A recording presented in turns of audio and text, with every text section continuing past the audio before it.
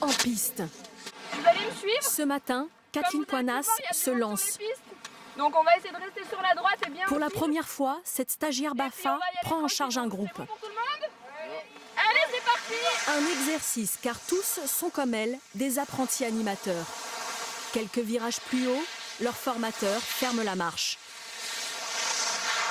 Impeccable, hein. Elle a mené, tout le monde l'a suivi, c'était un serpentin. Paf, on s'arrête effectivement comme on avait vu toujours derrière. Ça évite effectivement l'effet domino. C'est dans ce centre de vacances, à 1120 mètres d'altitude, que les 15 stagiaires valident leur dernière étape du brevet d'aptitude aux fonctions d'animateur. Après quelques descentes, rappel des règles élémentaires en montagne. Donc vous, quand vous arrivez avec votre groupe, il est important de bien vous renseigner sur la météo, la température, parce que la température, attention, c'est pas la même d'en bas qu'en haut.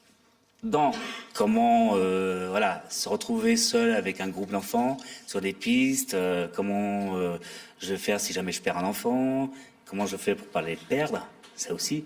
Donc tout ça, c'est des solutions qu'on leur donne sans arrêt. Des solutions concrètes, des outils pour encadrer au mieux les enfants, c'est ce qu'est venue chercher Kathleen Poinas. À la base, ça ne me sert pas forcément vu que j'ai une qualification avec le CAP Petite Enfance. C'était plus pour moi, pour approfondir mes connaissances. Animateur, un métier passion qui ne s'improvise pas.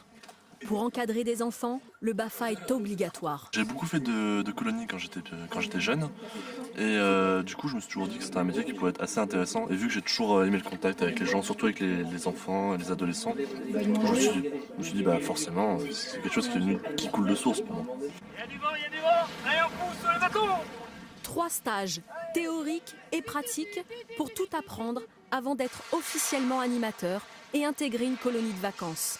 Julie-Anne Choquet, tout juste 17 ans, aborde ses futures responsabilités avec confiance. On se retrouve très rarement tout seul avec un groupe d'enfants. Donc je pense que pour les premières années, on se sent toujours... on est quand même une équipe d'animation et on peut toujours se faire aider et épauler en cas de question ou en cas de problème. Un diplôme qui a quand même un coût, 800 € au total. Chaque année, près de 55 000 jeunes se forment au métier d'animateur. Il fallait voir